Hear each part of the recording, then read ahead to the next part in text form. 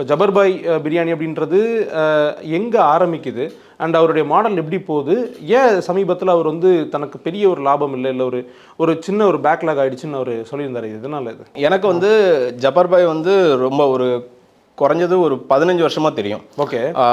நான் வந்து காலேஜ் படிக்கும் போதே லைக் அவர் எனக்கு பழக்கம். எங்கள் வீட்டில் நிறைய இதுக்கு வந்து அவர் சென்னையில் கேட்ரிங் எல்லாருக்குமே தெரிஞ்சிருக்கோம், அவரோட சப்ஸ்கிரைபர்ஸ் எல்லாருக்குமே தெரிஞ்சிருக்கோம். அவர் ஒரு சென்னையில் 20 வருஷமாக கேட்ரிங் பண்ணிட்டு இருந்தார். பிரியாணி மாஸ்டர் அவர். எங்கள் வீட்டில் விசேஷம் எல்லாத்துக்கும் பிரியாணி வந்து செஞ்சு கொடுப்பாரு. எங்கள் வீட்லேயே நிறைய வந்து சமைச்சிருக்காரு. என்னை வீட்டு கிரேபஸுக்கு அவர் தான் சமைச்சார். அந்த மாதிரி தான் அவர் எனக்கு பரிச்சயம்.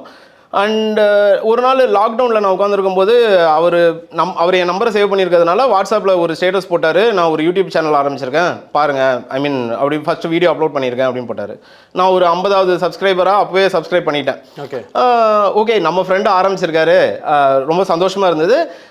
ஒரு ட்ரைக்கு என்கரேஜ் பண்ணும் அப்படிங்கிற முறைக்கு ஐ சப்ஸ்கிரைப். அப்போ ரொம்ப கம்மி தான், 50-60 சப்ஸ்கிரைபர்ஸ். நான் சப்ஸ்கிரைப் பண்ணும்போது 100 சப்ஸ்கிரைபர் இருந்தவங்க அவ்வளோ அப்படி இருக்க ஸ்டேஜில் தான் நான் பண்ணேன். அப்புறம் ஒரு மொபைலில் வந்து வீடியோ ஷூட் பண்ணி வீட்டில் போட்டுட்டு இருந்தார்.